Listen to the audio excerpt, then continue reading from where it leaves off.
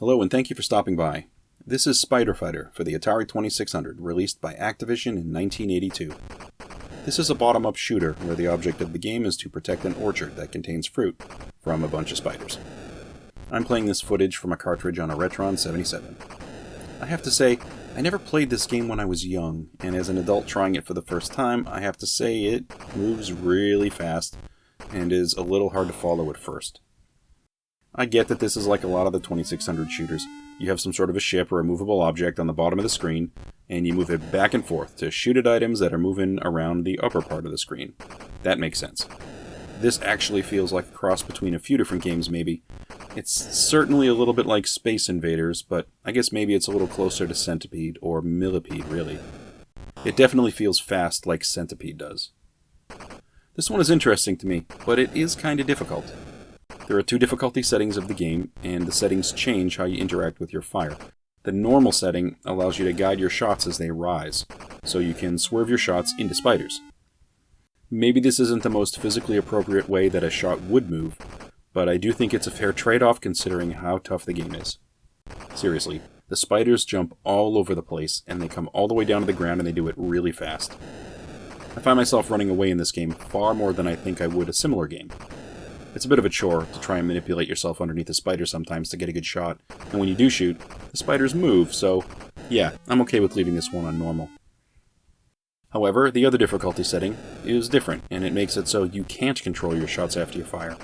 They just rise straight up. I'm not inclined to make this switch. You're welcome to it. The fruits you're protecting are in the upper right-hand part of the screen, and the spiders bounce around, and eventually they run over and try to steal the fruit. You have to do your best to protect them, of course, but honestly, things move so fast in the game with everything bouncing around, it's not like you can formulate a strategy on anywhere to shoot specifically. There are 4 basic sprites of enemy in the game. You have spy pods, green widows, master nests, and stingers. Of course, you want to shoot and kill them all, and that's what I find myself doing anyway, but I guess you need to shoot the spy pods first, and then you can shoot the master nests. The nests are the ones that are dropping more spiders onto the screen. The sprites are decent looking for sure, multiple colors and plentiful, and they move around nice. I'm really not a fan of how far their range is though. They move all over the screen while you're always sort of fixed at the bottom. I don't know, this game is okay, it just feels a little claustrophobic to me. I wish the spiders remained a little higher on the screen so you could get better shots underneath them. Instead, I think I'm always forced to run away. Maybe if you could shoot at different angles, that would help. Maybe. Spider Fighter is one of a fleet of Atari 2600 games that was released by Activision. I don't think this one compares so well compared to some of the others. It just seems to be lacking in just a little bit something more.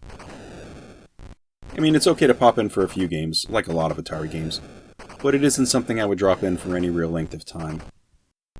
I'm glad to have it in the collection, of course. It just doesn't filter itself to the top of my list.